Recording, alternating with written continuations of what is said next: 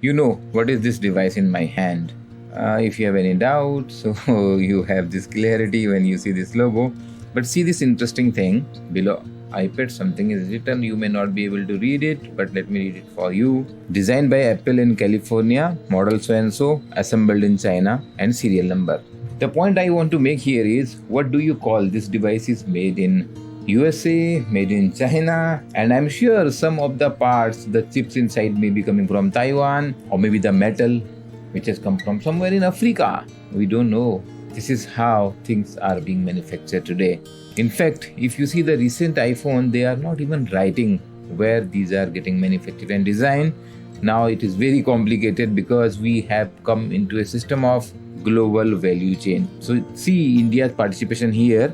It refers to international production sharing where operations are spread across national borders instead of being confined to the exact location, producing a complex product. So this is called hyper globalization. In early 2000 we saw a rapid global value chain expansion worldwide. Then a dramatic shift from hyper globalization to globalization occurred after the global financial crisis of 2008 because of the concern in risk and uncertainties amplified during this time, and COVID pandemic, China-US trade war, Russia-Ukraine conflict added to all this. More recently, there is a reversal here. Reversal of this trend. In line with global trend, India's GVC participation, global value chain participation, increased through 90s and 2000 before the global financial crisis. After that, it started declining.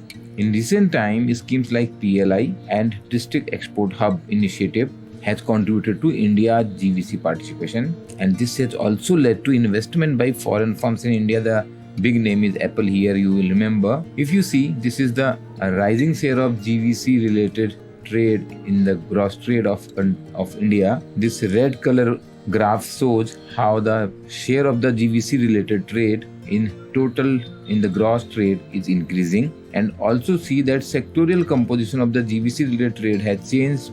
Medium tech manufacturing is growing well. Shift towards industries such as coke and petroleum, transport equipment and primary and fabricated metals. Export of IT and technology enabled services led India's GVC service export, and GVC participation services has gradually matured from low value added business processes BPO services to high value added services such as provided by the global capability centers.